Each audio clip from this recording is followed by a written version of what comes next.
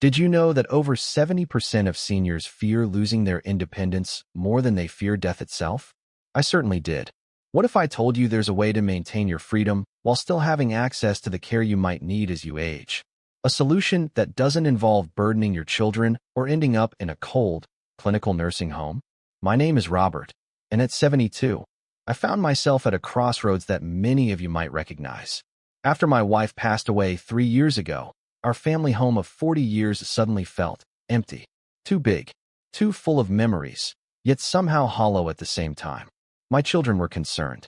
"Dad, you're forgetting to take your medication," my daughter would say. "Dad, when was the last time you had a proper meal?" my son would ask during his weekly visits. I'd brush off their concerns with a smile and a joke about senior moments. But deep down, I knew something had to change. I've always been independent, ran my own accounting firm for over 30 years in Boston. The thought of moving into some facility made my stomach turn. I'd heard the horror stories, the loss of dignity, the regimented schedules, the feeling of just waiting. I promised myself, that will never be me. Then one morning, I couldn't get out of bed. Not because I was physically unable to, though my arthritis wasn't doing me any favors, but because I simply couldn't find a reason to. The silence in the house was deafening. I sat there, still in my pajamas at 2 in the afternoon, when it hit me. I wasn't living anymore. I was just existing. That was my wake-up call. Something had to change, but what? Move in with my daughter in Chicago? Hire a home health aide? Or was there another option I hadn't considered? I remember sitting in Dr. Mitchell's office for my regular checkup, probably looking as lost as I felt. He noticed, good doctors always do. "Robert," he said, putting down his clipboard, "have you ever considered a continuing care retirement community?" I frowned. "You mean a nursing home?" "No, thank you." He smiled patiently. "Not at all. These are communities where you can live independently in your own apartment or cottage, but with services and healthcare available if and when you need them. Think of it as insurance for your independence." I was skeptical, to say the least. But Dr. Mitchell suggested I visit Woodland Pines, a retirement community about 30 minutes from my home. "Just go look," he said. "No commitment. What's the harm in that?" The harm, I thought, was admitting I was getting old. But I agreed, mostly to get him off my back. I expected to hate it. I expected sad-looking seniors shuffling around in bathrobes, the smell of antiseptic and depressing cafeteria food. What I found instead completely changed my perspective on aging. As I drove through the entrance of Woodland Pines, I was struck by how normal it looked. Beautiful even.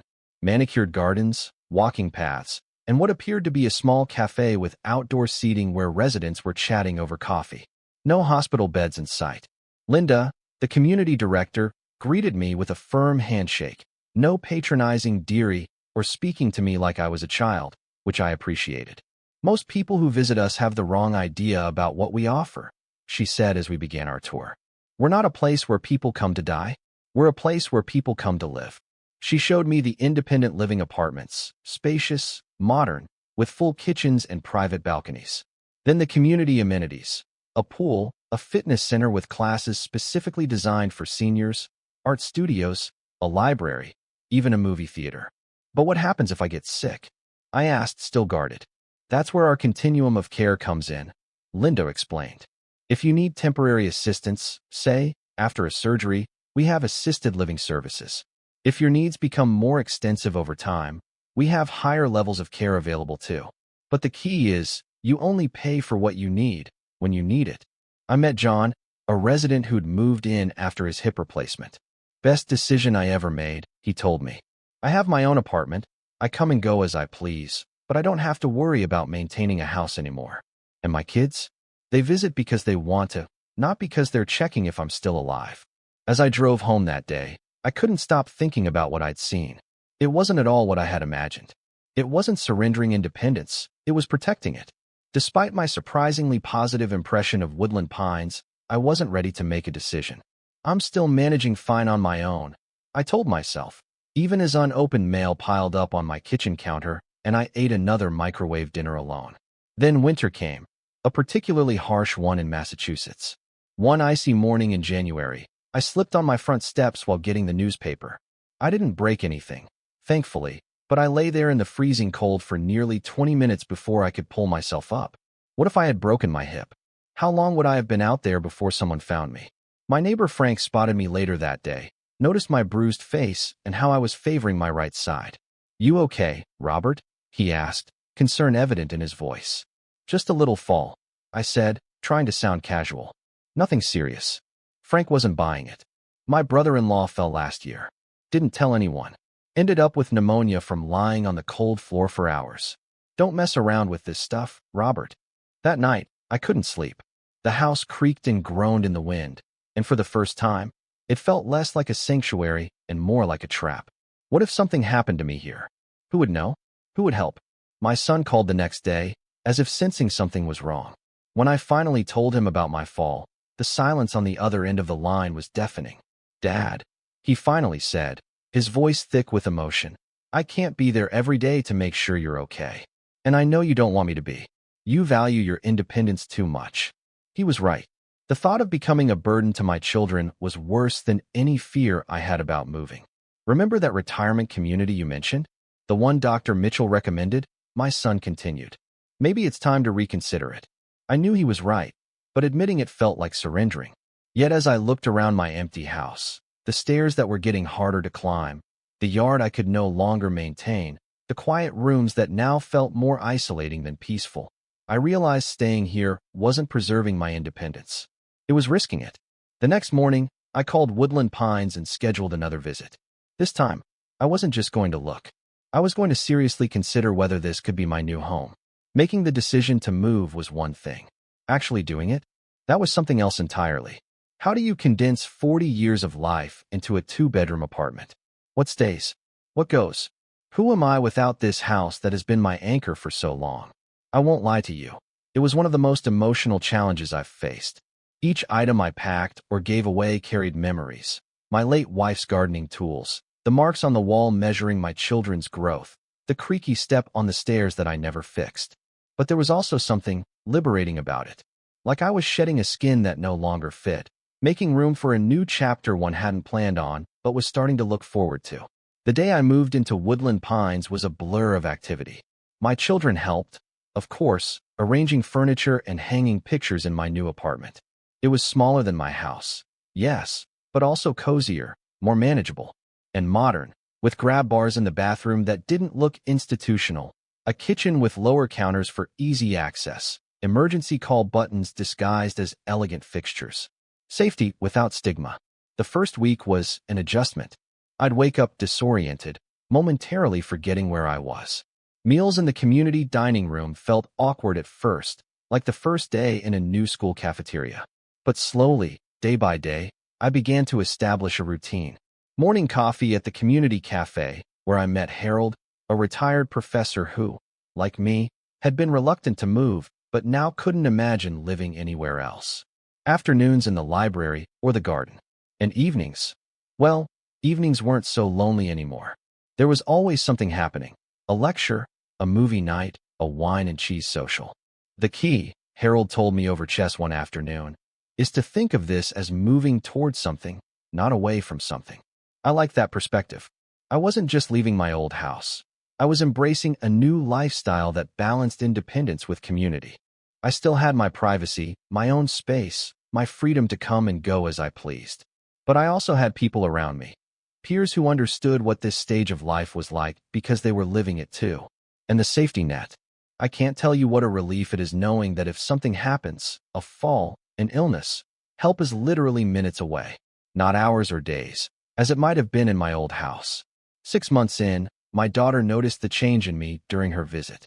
"Dad, you seem happier," she said, surprised. I was surprised too, but she was right. I was happier, more engaged, less isolated, and still very much myself, just a better supported version. It's been 2 years now since I moved to Woodland Pines, and I want to give you an honest picture of what daily life is really like in a modern retirement community, both the positives and the challenges. Let's start with the positives, because there are many. The convenience factor cannot be overstated. No more mowing lawns, shoveling snow, or fixing leaky faucets. When something breaks in my apartment, I simply call maintenance. No more property taxes or unexpected repair bills either. My monthly fee covers all of that. The social aspect has been the biggest surprise. At 72, I didn't expect to make new friends, but I have. Good friends. There's Tom and Barbara, who organize weekly bridge games. Elizabeth, who teaches watercolor classes despite her Parkinson's. And yes, there's even dating happening. Though that's a story for another day. The activities here are endless if you want them. Fitness classes designed specifically for our age group and abilities. Lectures from visiting professors. Day trips to museums and concerts. I've taken up pottery, something I never had time for during my working years. And I'm learning Italian, a language I've always wanted to speak. The dining options are nothing like the institutional food I feared.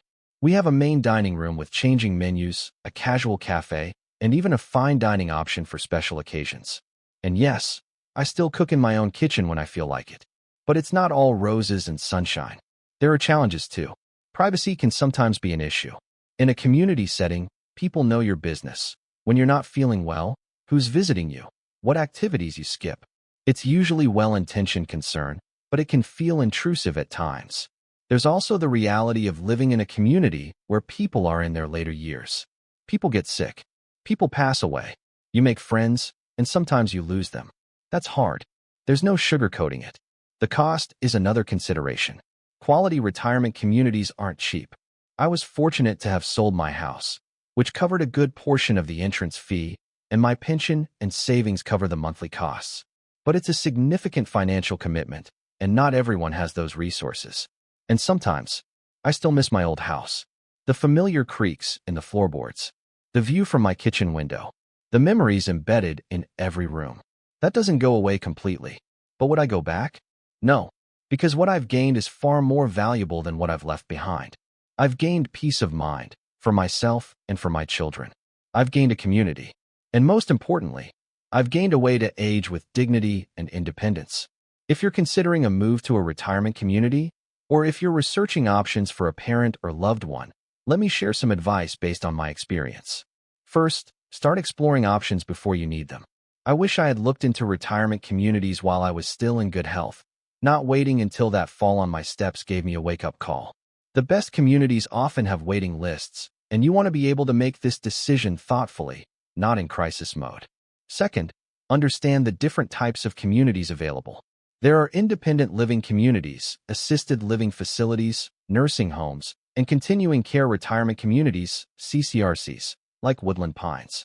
Each serves different needs and comes with different costs.